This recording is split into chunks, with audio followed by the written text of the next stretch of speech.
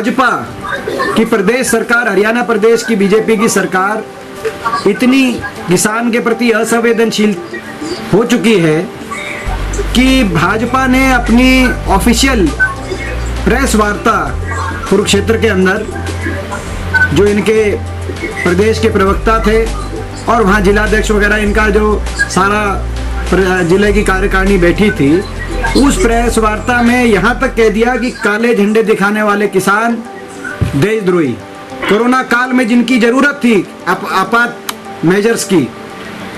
जिनकी इंतजार नहीं की जा सकती थी कि जब पार्लियामेंट का, संसद का सत्र आएगा, किसान की बड़ी हुई इतनी बड़ी बातें जिन पे सदन में चर्चा होनी चाहिए और उसके बाद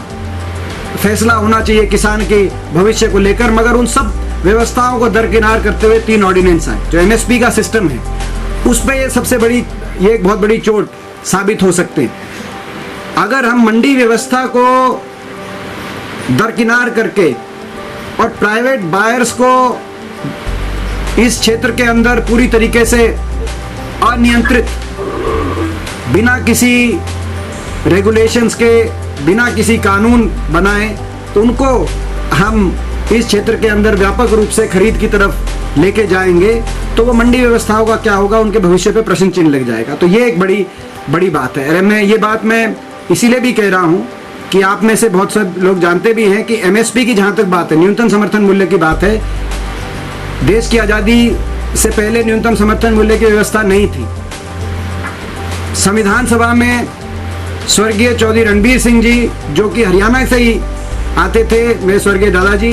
उन्होंने न्यूनतम समर्थन मूल्य की सबसे पहले का प्रस्ताव संविधान सभा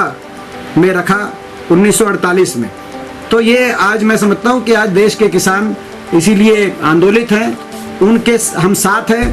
पूरी तरीके से किसान के इस आंदोलन का हम साथ देंगे। सरकार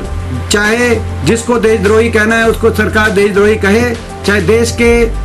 करोड़ों किसानों को देशद्रोही कहे, हम भी उनके साथ कंधे से कंधा मिलाकर इस आंदोलन में